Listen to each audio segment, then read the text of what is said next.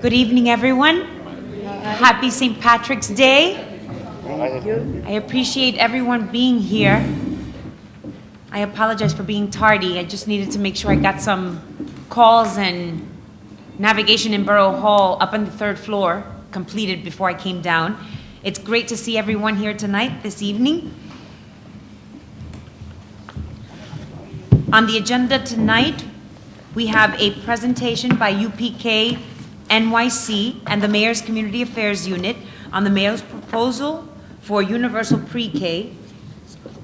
So first, I would like to have the minutes of the February 5th, 2014 Borough Board meeting adopted. Thank you very much.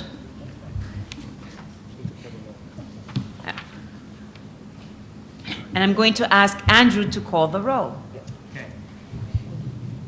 Community Board 1. Community Board 2. Here. Community Board 3.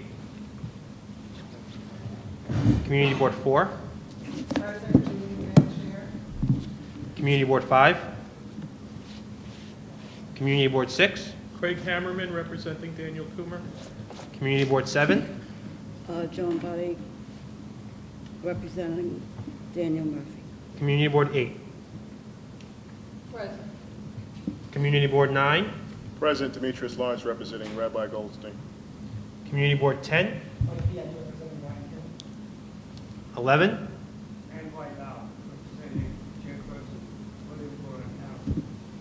Community Board 12. Community Board 13. Present.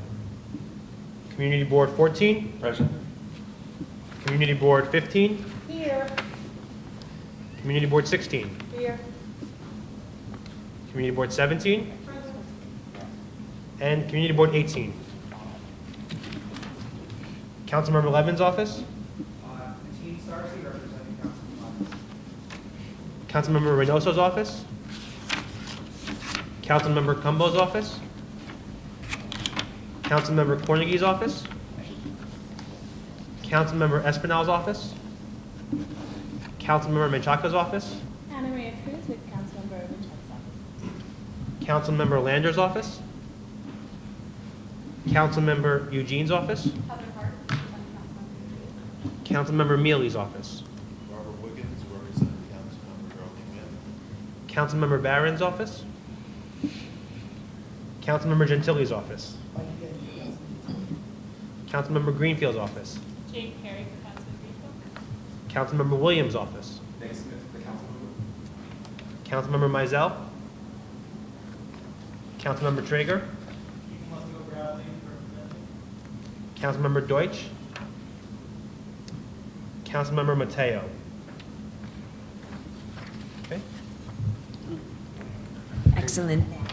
And the Borough President represented by Deputy Borough President Reed. Thank you very much, Andrew. So we have a quorum, Yes. and I'd like to confirm that copies of the minutes were sent to all members and received. Are there any corrections to be noted? Okay. Is there a motion to adopt the minutes from our February 2014 Borough Board meeting? Excellent. Thank you. All yeses? Oh, yes, yes. This motion passes. Now we will hear a presentation on universal pre-K from the Mayor's Community Assistance Unit, UPK NYC. Representing the Mayor's office tonight is Kaisi Motley. Representing Universal Pre-K NYC is Stephanie Yangzi. And they will present, and then we will take questions from the Borough Board members here tonight. Hello, how's everybody doing tonight? Good. My name is Kaisi. I am from the Mayor's Community Affairs Unit. I am the Brooklyn Borough Director along with Jonathan Vigers. So I'm going to go over the policy part tonight, and then Stephanie will be going over the organizing and action part. How many here have are familiar with the mayor's plan for universal pre-K. I've heard a little bit about it. Cool. So I'm going to just go over it again, just so everyone can be well versed about the plan and really like the details and the nuances of it. So the mayor would like universal full-day pre-kindergarten for every 4-year-old in the city. Not half-day, full-day. There are about 53,000 kids right now that don't get a seat in pre-K. This disproportionately affects lower income communities, whereas if you aren't fortunate enough to get a seat and your parents can't put you in a private program, then the way things are right now, you're pretty much out of luck. Also, there's a second component to this plan. It is an after-school program for every middle school kid in the city. Less than half of middle schools right now have an adequate after-school programs. This expansion would affect 120,000 kids, which is pretty amazing. Both parts are incredibly important to our communities. When it comes to the universal pre-K piece, 90% of cognitive development takes place before the age of 5. It's incredibly important that kids get a solid start with their education. We have a lot of kids who start off behind and end up staying behind, and it's very hard for them to catch up. They end up not doing well in school, not because of lack of ability or lack of intelligence, but simply because they just did not get a good start and didn't have the resources to catch up. And then on the after-school piece, so this would be for middle school kids, it will essentially extend the school day until 6 p.m. So the after-school programs, they can come in the form of sports, arts and culture, extended learning time, something to keep kids occupied at that very, very vulnerable age when parents aren't home and school is out and kids are idling with nothing to do, and we see that these kids end up getting in trouble if you don't have something constructive to do. And this is not something that's just going to occupy them in the moment, but it's skills that they can take with them for the rest of their life. So the mayor wants to pay for this by a small tax on folks that make over $500,000 or more per year. The tax comes out to less than 1% of the city income tax.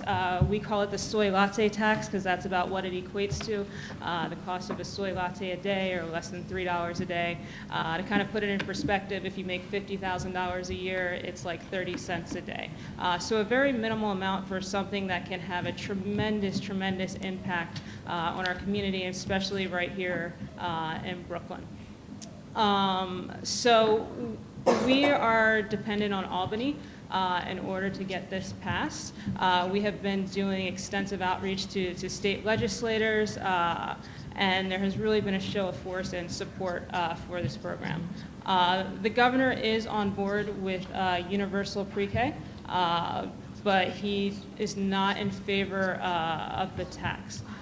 So we've had some developments in the last week. The Assembly, in their budget proposal, they put the mayor's plan with the tax and all in their budget proposal. The Senate included enough money, $540 million, 4 or 5 years in their proposal without the tax, but it's enough, it's what we need, and it's 4 or 5 years. But this is just simply proposals in writing. Like the fight is far, far from over. Nothing has been voted on. The governor has not signed anything, so we still need your help. We still need your support. If you're on board with this, we still need your leadership on this. So Stephanie's going to talk a little bit more about how you guys can help out. So I'm happy, I just passed out all of our informational kind of brochures. I'm going to leave some at the front as well.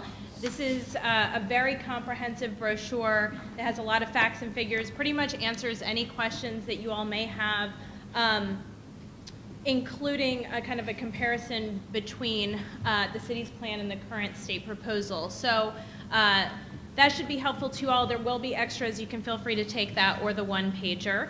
And we're happy to take questions on that in a moment. But first, I just want to let you know there is a clipboard going around with a petition. If you are supportive of this, it would be great to be able to list you all as signers of our petition for this initiative to make sure that we are fully funding all-day, high-quality pre-K for all 4-year-olds in New York City. I'm also going to pass out a copy of a sample resolution that you all might want to take back to your boards for consideration that basically goes through the entire plan and also would enable you all to pass a resolution of support at your boards if you're interested. Feel free to amend it as you see fit, but we've given you kind of more, so you can pass it with less if need be, but you have all the materials there. And as well, folks often ask us, what can we do now to show support? We are currently, and you might have seen this in the press as well, doing our best job in making sure that our legislators know how proud we are that they have stood up for New York City's children. It's important to make sure that they understand that we want to thank them when they do the right thing for us. So we have been calling, thanking them for their support. We know it's a tough time of year and that the budget is never an easy thing to get through, but we're right here at the end, and that we appreciate them standing strong for all New York City's children as we enter this final couple weeks here. So we do have a 1-800 number that's available for folks, constituents in your different districts to use during the hours of 9 and 5, Monday through Friday. We have a sample kind of thank you and stay strong script here if you would like. I will also pass those out. Excellent. So there's many ways to take action if you're interested. Thank you so much for allowing us to do this presentation. So I just wanted to get a show of hands. How many have already had this presentation at their community boards? 1, 2, okay. Because 2 community boards out of 18, obviously we're not at 100% participation here with the exception of 1 or 2 boards that are not present via representation or their principal, but we want to make sure that we have this information floating back into what would be our neighborhoods locally. And number 2 is how many have passed? I won't assume that a presentation not being given doesn't mean that you don't know. Concerning UPK NYC, how many community boards have passed a resolution on UPK NYC? Okay, so if that's something that individual boards are interested in, I encourage the community boards to pass such a resolution as discussed as part of your agenda to be able to participate in a very active role regarding your community's position on this particular issue. It would be very helpful. And there's also, I didn't hear as part of the presentation, a Field Fridays effort that UPK NYC has organized, just making sure that people understand that there's an opportunity here to be able to market this need on behalf of what would be the 54, I always exaggerate numbers, 54,000 children in need of service. And so for $3 a day times 54,000 kids, one of the greatest needs out there is childcare and after-school programming. And if this is going to help us fill the gap, we need to do all of our part in making sure that we have a buy-in and invest in this campaign. So I thank the representatives of the Mayor's Office of Community Affairs for being here, and the UPK NYC personnel who took the time to come before us. Are there any questions? Yes. The opening line says, under the plan, all 4-year-olds would have access. Does this mean in a New York City public school, or if my child is enrolled in a private school, will funding be given to the private school for this all-day program? It's for public school kids.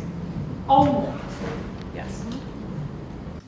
So just to follow up on that question, that was a very excellent question.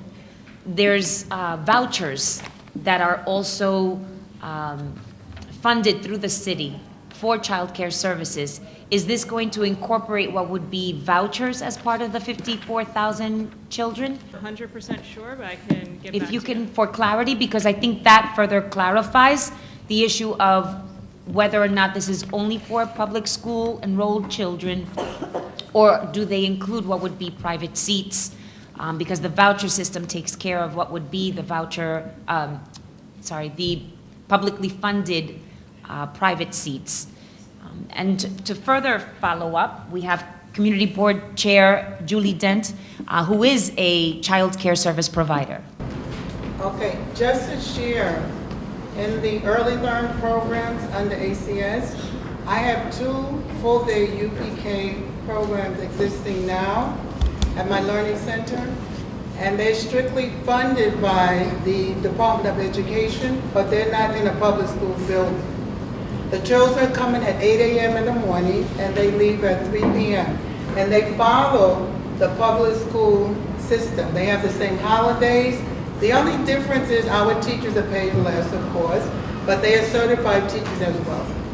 They're certified just like the public school teachers, and they're not in a public school building, but they're under the New York City Board of Education, but no more Board of Education. So anyway, they follow all their policies and procedures. We're working very closely with community-based organizations to provide space for these 50,000 new kids that are going to be coming in. So not all will be in DOE public schools, but community-based organizations, I think 600 so far have applied to provide space. So if you have a community-based organization in your neighborhood that has a great pre-K program, the first application period has passed, but we're going to have more over the next year, coming years. So this should definitely apply. Having coming out from the mayor's office as well as the Department of Education and ACS to identify if there's space available so we can continue with the all-day UPK as well as to expand. So all-day UPK have been in many community-based organizations, but they're looking for space so we can expand.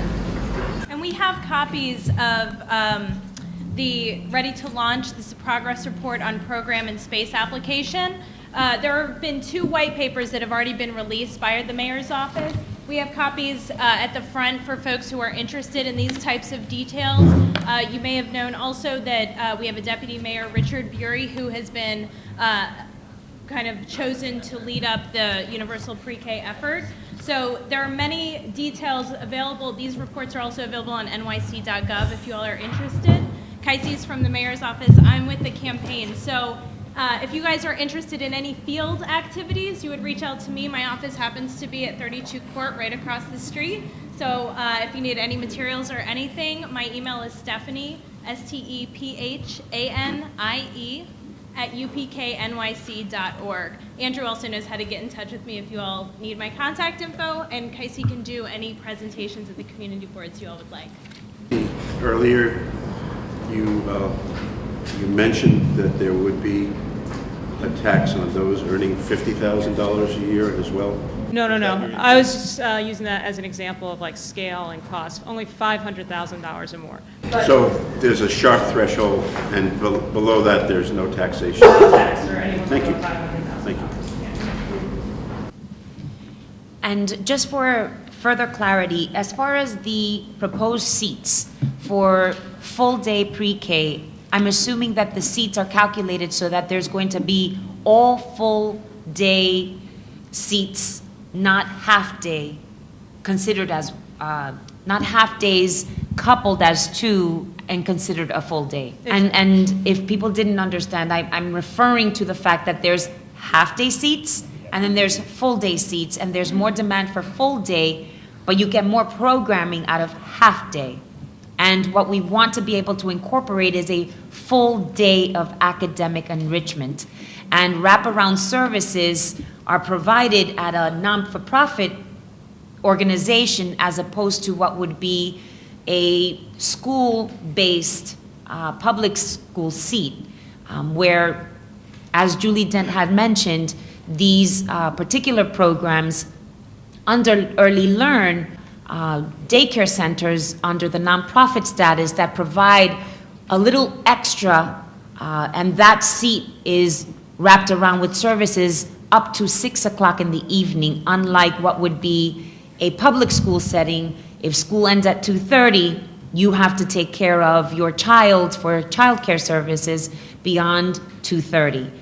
And so it's very difficult for a working family to depend on what would be a public school UPK full-day seat because it doesn't get the wraparound services. Are those seats in public schools going to receive wraparound services for after school? I don't want to say I'm 100% sure, but I believe not. It would be till 3 o'clock. Yeah. And if, for further clarification, if you can just get back to us, and I would like to, on behalf of Borough Hall, petition what would be this campaign to focus on priority seats in the not-for-profit organizations, because you do get the wraparound services. And that allows for working families to not have to deal with what would be the extra circumstances of having latchkey kids at the age of 4 and 5 looking for appropriate childcare services. And so I wanted to just mention that I also wanted to understand what is the amount of seats dedicated for Brooklyn of the 54,000 that have been identified for need. What is the need in Brooklyn specifically? I don't know if we have that breakdown. We're looking right now at some of the materials. I can say that the expansion would be from, like with schools, from 51 to 105. So that more than doubling the amount of seats in Brooklyn. And as far as sites proposed, it would go from 107 to 232. So you're almost doubling. More than doubling, yeah, the number of full-day sites. And would you happen to have that breakdown for each community board? Not by community board, no. Would you be able to gather that information for us to forward to our community boards? I can certainly try. Fantastic, I appreciate that. Yes, Julie Dent. Just for clarity, we do have 2 part-time UPK programs at my center. And those are the programs you just alluded to, where the children stayed at 545. And as of September 9th, 2013, that's when we brought in 2 full-day UPK programs. And that's when the children leave at 3 o'clock, just in those 2 programs. But as you indicated, they do not provide the after-school services for those children. So the parents actually come in and pick up those children at 3 p.m. However, in the half-day UPK, the services come from the Early Learn as well as the Head Start program. So those children do remain in the program to 5:45 p.m. Monday through Friday. You might as well say 6. However, the children that have the full-day UPK, they actually come in at 8 and they leave at 3 p.m. Monday through Friday. So it's very important that we have that after-school component there. Are there any final questions? Coming out to the community boards? I have already started at the community boards. Like I've been to at least half. About community board 2, you don't cover 2, that's type Yes. I'm sorry. So we started some of them we missed last month. So like this month, and we should be hitting most of them. All right, because I realize the petition that you would like for everyone to sign that petition, and unfortunately, I am not able to sign that petition this evening because the full community board has not signed it. You know, they have not discussed it, they have not evaluated it. Yeah, no, and to clarify, we wouldn't say that you're signing on behalf of your entire board, just as an individual. So I was, sorry. You asked at the Borough Board to sign it, so Yes, we're yeah, here right. representing our community boards, Sure, okay. not our own individual Gotcha, selves. yes. So therefore, it's very hard to be able to sign on to something like that, whether you personally or not, you know, want universal pre-K. So the sooner you can get to the community boards, the better it will be to give us the opportunity to have formalized discussions about this very important topic before our entire membership and our communities. I'm sure between our teams, we'll be able to come to your next meeting. All right, thank you very much. For sure. Thank you. Thank you so much.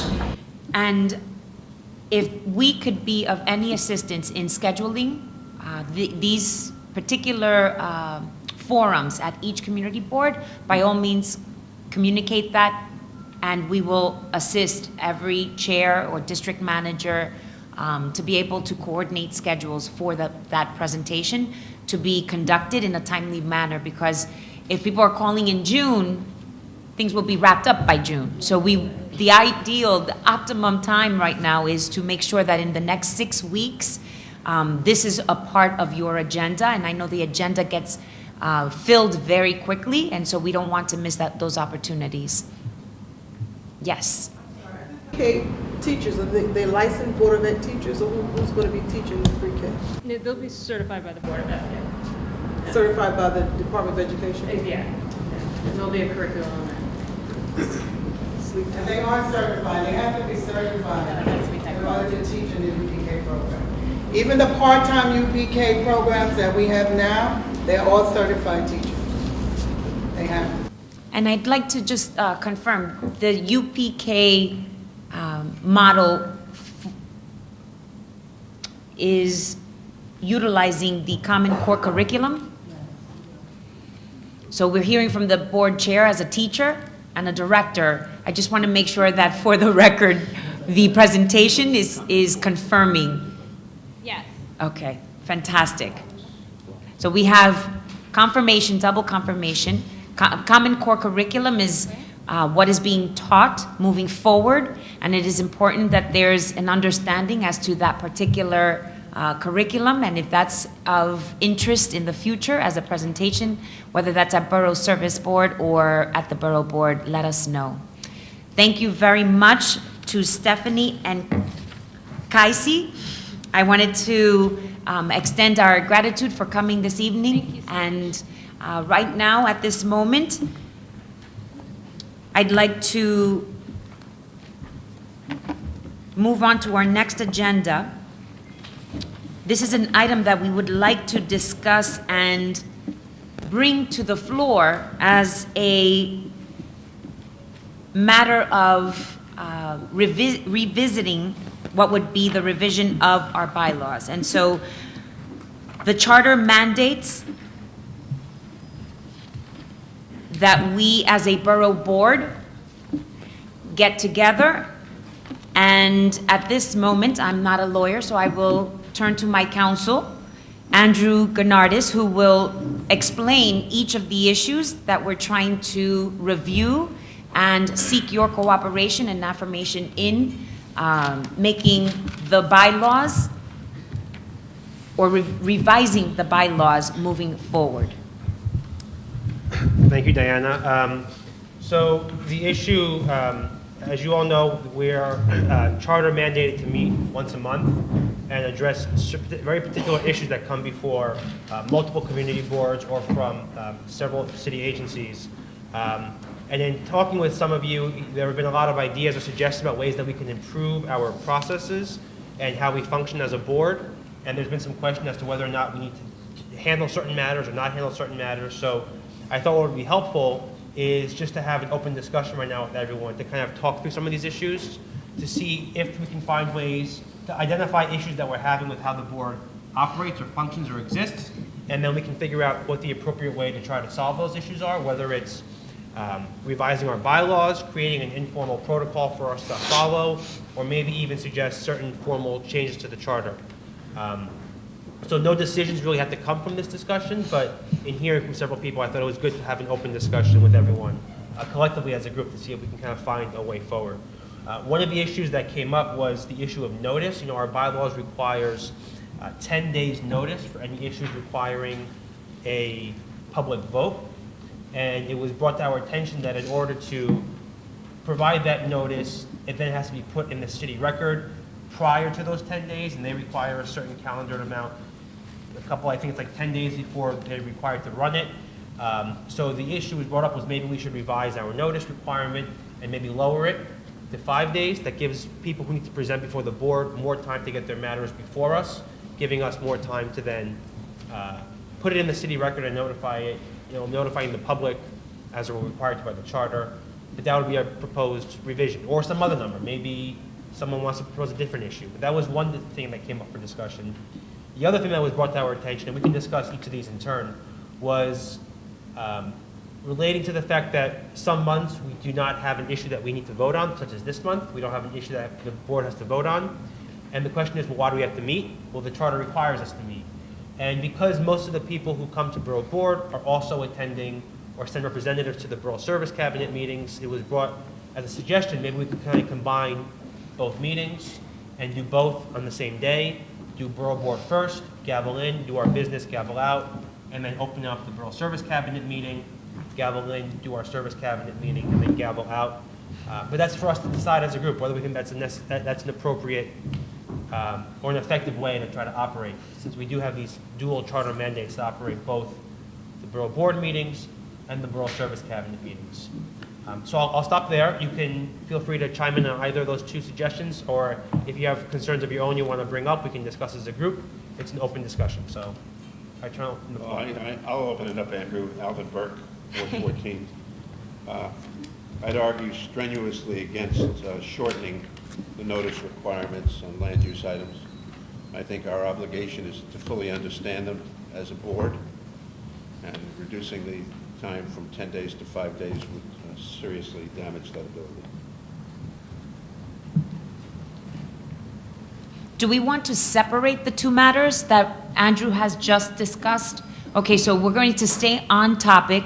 The first item on the floor is the discussion for the shortening of the notices from 10 days to 5 days.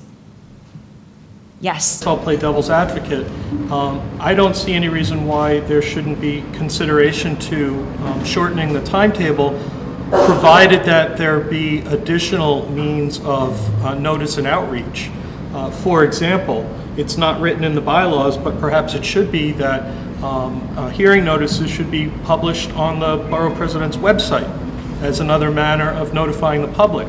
And that additional outreach to periodicals that people actually read, not just the City Record and the City Planning Commission calendar, that we make a better effort to really, truly, fully engage the public. That if those types of measures were implemented, then perhaps shortening from 10 days to 5 days would make more sense. Excellent point. But it is clear that there's an advantage to providing additional methods of distribution of proposed items, and putting them on the website and other means would be desirable. But it's not clear to me how that would allow us to consider them in a briefer time period. It would simply increase the number of people to whom notice would go, but it's not clear that any of us would be able to think faster or do the requisite research or ask the requisite questions about a proposal simply because it's gone out to a broader audience. So Craig? Trying to keep pace with the world, which is moving at a faster pace these days. Information comes to us minute to minute as opposed to day to day. And when these timetables were originally established, it was based on U.S. postal mail as being the primary way of transmitting information. But that's not the case anymore. 10 days just seems to be a pace that's impractical for the pace of government these days. Everything's moving a lot faster. So frankly, I think 5 days is not unreasonable. Haste makes waste. In 5 days, I personally don't even think that would be enough time if there's an EDC project. If I'm interested, I want to go view the project. I don't think 5 days is going to give me enough time to get up, make the time to go look at the area, sit there, see what's in the neighborhood.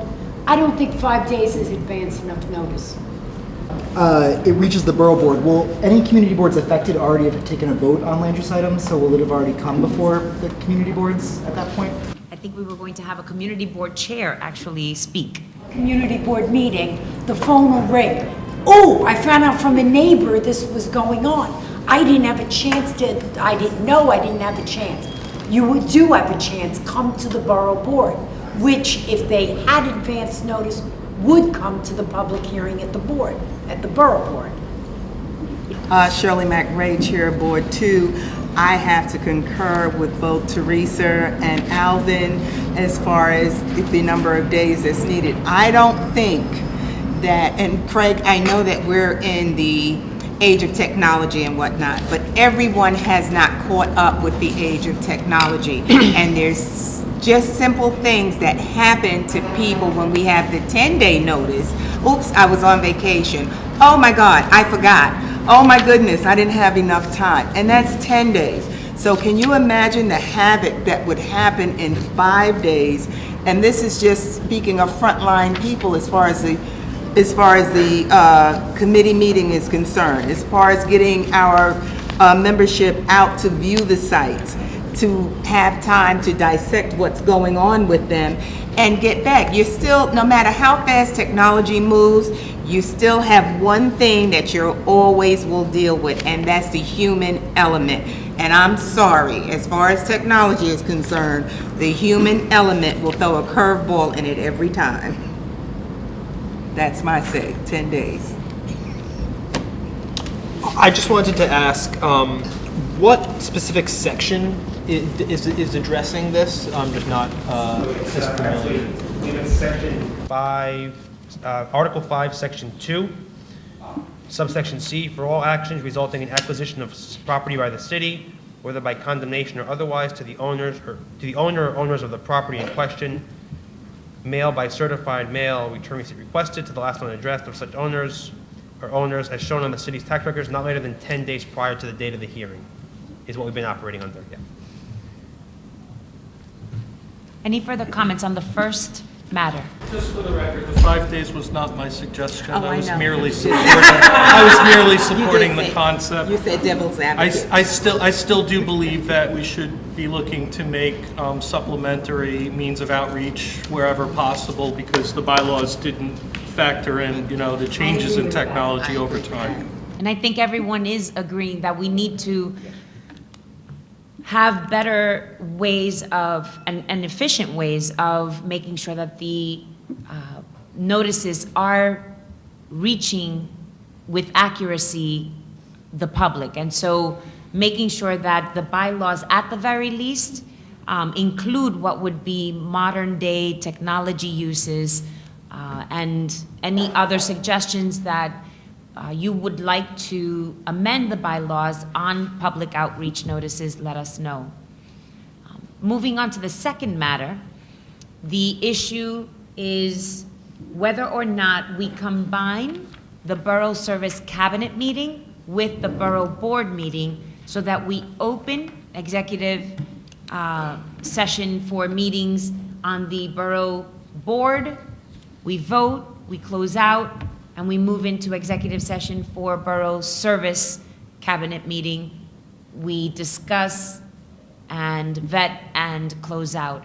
So therefore, there's representation from the board as well as our elected officials in a daytime hour. And where there isn't a Borough Board agenda, it wouldn't matter that we're forcing everyone, well, I think you all like to come to Borough Hall anyway, but you don't have to spend an evening being here because it's charter mandated. Again, it's a document that was created when there was less communication and longer to communicate. Today, we're at arm's length, finger's length, as far as information is concerned. So we have many hands going up. You want to say, no? I agree. You agree, excellent. Well put. I have attended these borough boards for years. Many times I come here, we sit here, have a small presentation. Most of us are coming from work, leaving our homes to come here. A lot of times I leave here and say, okay, it was another meeting. It wasn't fruitful. But a service cabinet meeting I have attended many times. It is an information session. Last month, you had the MTA here. You remember? It was an extremely productive meeting. I would think, I would prefer to have more of an informational meeting than sometimes these meetings where we wait for a quorum to vote on the minutes and have a small presentation. If we can join the two, I think it'll give us a lot more information to work with. Fantastic.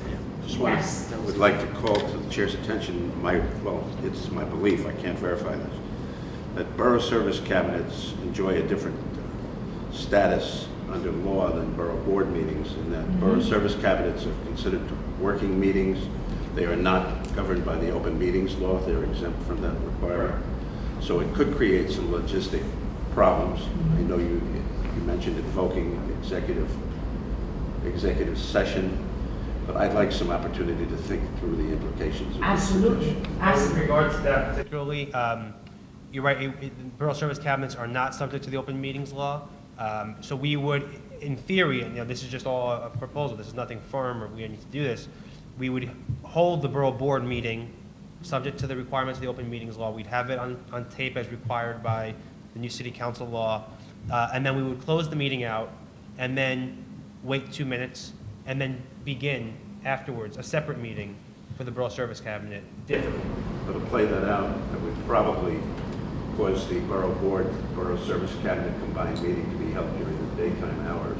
And it would mean that the district manager would have to represent the chair. You'd never see us, and I don't know how you get through your day without seeing us. And I have no idea what the implications would be for the council. I mean, that's And it may look simple to go back to back, on paper, but the truth is, I don't think that logistically you'd be able to have a borough cabinet meeting in the evening when you expect agencies and district managers to attend. And I don't think it's practical for chairpersons to be expected to attend daytime meetings. And I could speak on behalf of my chair that he would object to that because he always reminds me that he has a job during the day. So perhaps an alternative would be to petition to have the requirement of the charter relaxed so that you don't need to meet on a monthly basis, but on an as-needed basis. And that would get you around the mandate of having a meeting every single month of the borough board, even when you don't have an agenda. I appreciate what was already mentioned and in the way that you're thoughtfully trying to gather what is always nice in theory and implementing is another question as far as execution is concerned. But for instance, tonight we have district managers representing their chairs.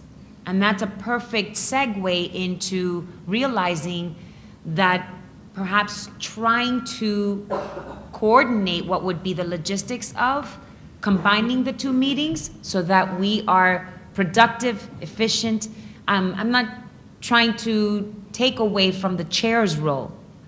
I'm simply trying to make sure that we have quorum and that we're as transparent as possible with the information, and that if a chair so chooses to come, even greater participation, because then we will have the district manager as well as the chair present. It's not exclusive, it's inclusive of. And so I just wanted to propose this. It's not for us to decide tonight. Give it further thought, and let's try to have some dialogue in between our two meetings, similar to how we've done in the past with the district managers, to be able to perhaps a conference call with all 18 chairs, get their sentiments around this issue. If you could speak to your principals as far as the chairs are concerned, to see where they would stand if they're not here tonight, what their thoughts are as well. I know we have representation from our elected officials. I don't know how that would be of interest, whether or not it cuts throughout their day. I know that it's very difficult considering the agenda, whether it's the daytime or nighttime. You don't have the luxury of choosing which one you're going to go to. You have to go to both anyway as well. So we're factoring in many of these components, but we're just trying to make sure that we're running an efficient house here. Well, if we're truly at the beginning stages of the discussion, I think it's very important to consider proposals such as Craig's, the alternative that he offers. I think that I'm concerned about it's not only the different legal status of the meetings. It also is that the Borough Service Cabinet, there's an expectation that there are going to be agency representatives there. You're going to have two different audiences, two different types of meetings. And at the Borough Board meeting, there's an expectation that frequently those making presentations at the Borough Board meeting would like to have a broader audience than just council representatives and chairs. They would like to have members of the public. By definition, the Borough Board meeting is a public meeting, and I think we have to take that seriously from a substantive basis. And so it very well could have been that Kaisi and Stephanie's presentation tonight, they probably would have appreciated had there been members of the public, not members of the Borough Board present. And that would be difficult to combine with the Borough Service Cabinet meeting. So I very much like us to consider Craig's suggestion. And going back to Craig's suggestion would be, repeat that suggestion, Craig. Getting the charter relaxed to allow for the borough presidents to hold the meetings as needed as opposed to just a mandated monthly meeting.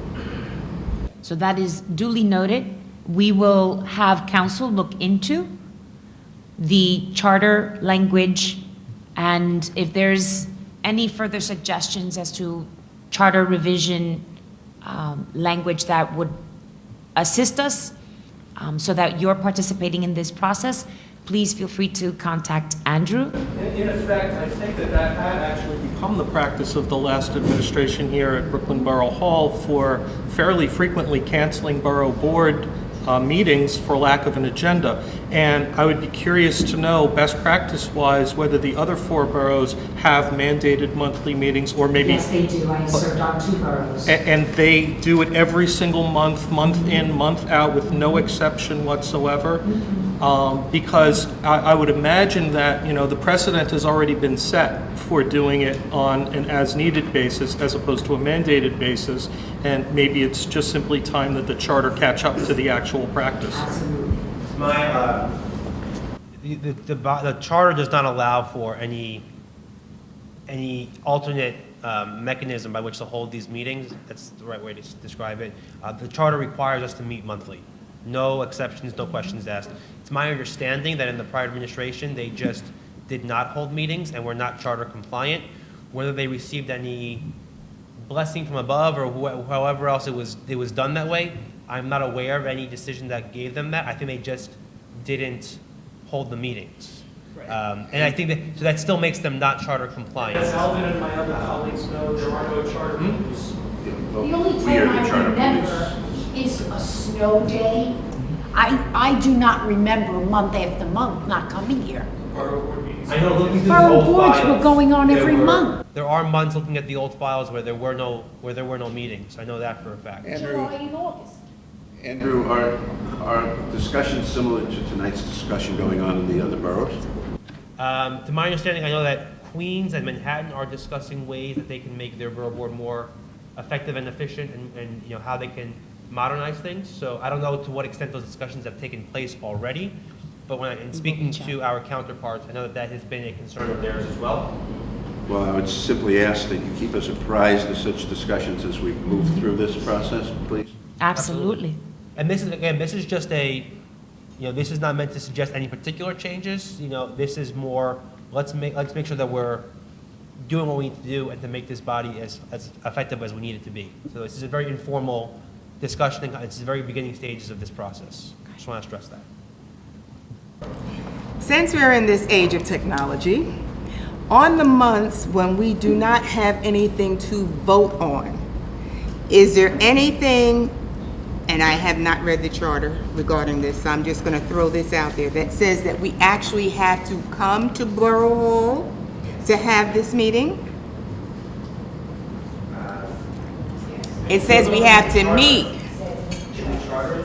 It says we have to come to Borough Hall? Yes. Or that we have to meet? We have to come to Borough Hall and the Borough President to run a meeting with us. And remember, We could introduce the word avatar into the bylaws. Because what I was going to suggest, on months when there's not anything for us to vote on the agenda, can we teleconference the meeting? Everyone, you take attendance, the borough president or his or her or his representative. And because we don't have anything to vote on, a motion to adjourn and close out the meeting via teleconference. So I just read the charter provision. No, I'm just asking. So in just reading the charter provision that establishes the Borough Board, there's no requirement as to location. And the bylaws, Article 2, Section 1, say that all meetings of the board shall be held at Borough Hall unless the Borough President or the board directs otherwise.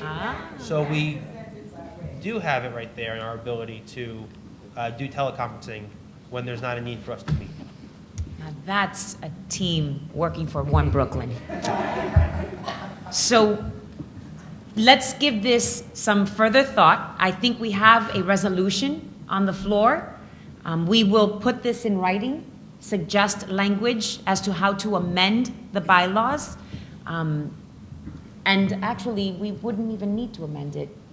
We wouldn't need to amend this provision, but there might be other provisions we want to look at. Correct. To modernize. So why don't, we can carry on these conversations, we can speak offline in the next month and try to hammer out some ideas and then put together a proposal for next month that we can then discuss for a bylaws revision, correct? Yeah, I just wanted to share with my colleagues here the idea that my chair and I presented to you earlier today about another potential bylaw change.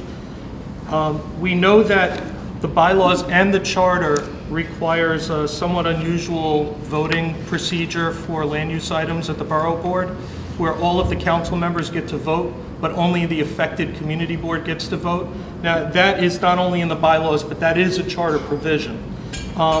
It's occurred to us in Community Board 6 that we've had some fairly major land use items which may or may not have required city actions.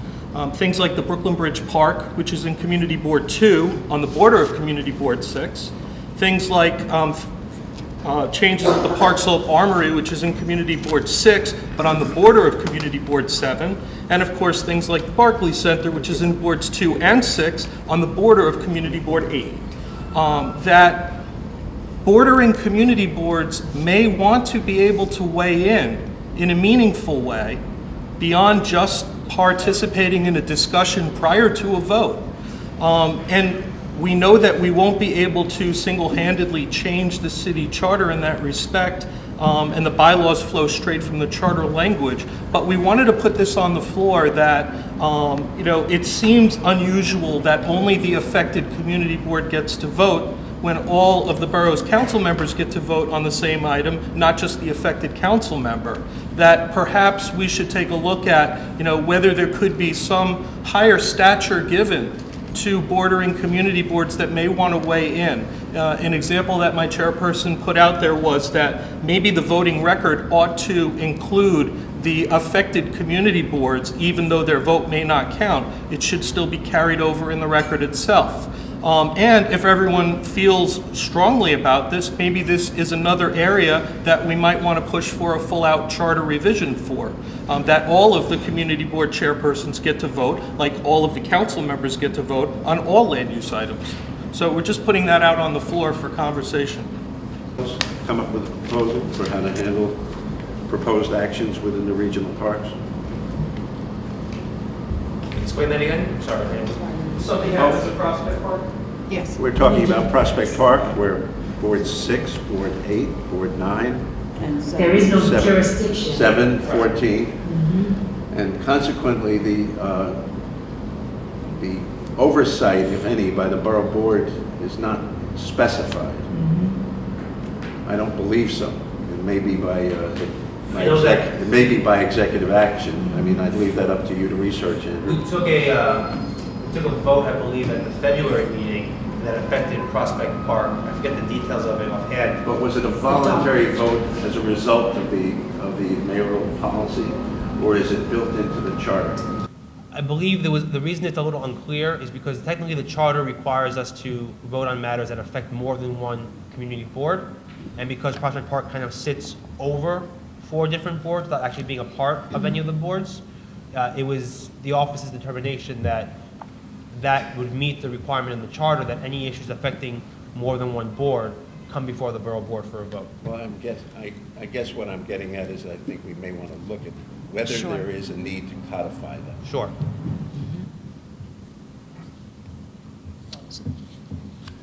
Is there any other comment on this matter? And I know we were joined by several people, Nan Blackshear, who is our director. I think she stepped out, but she had joined us, and I'm sure everyone knows Nan. If you don't, we have a remarkable staff of constituent services, and she is the one who runs that unit. So if there's any matters that we need any matter that needs to be brought to our attention regarding constituent services, please let us know. There are signs that have been made up and on every floor. We have posted, how are we doing? ? Ask Eric is the location where we want feedback, whether that's, a positive, negative, critiquing. It's all important because we want to make sure that we're running an efficient and effective Borough Hall.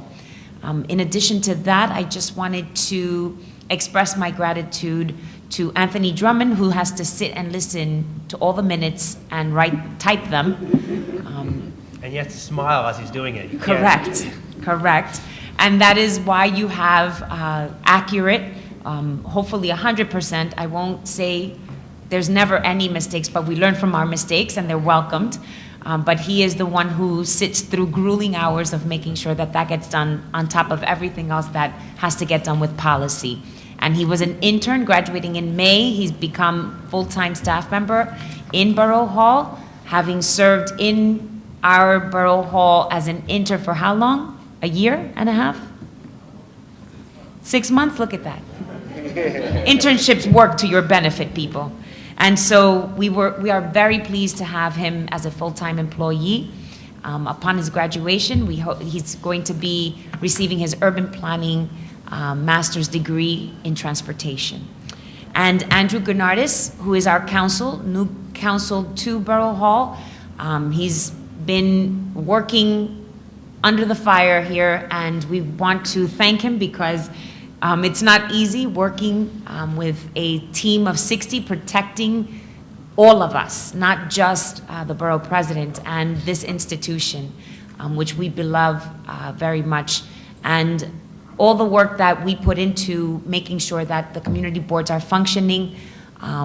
We're happy to know that Community Board 13 has a communication system. Thanks to all the work that we've been able to work on, making sure we're coordinating schedules with what would be the community board itself, because it didn't have a way of communicating. So the irony in that, but we've finally made sure that there's a functioning communication system so we can all start calling Community Board 13 and put good uses into the infrastructure.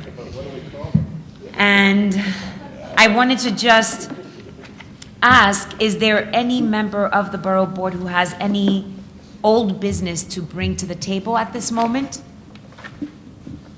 And is there any new business? Well, our next meeting will be Monday, April 21st. Monday, April 21st.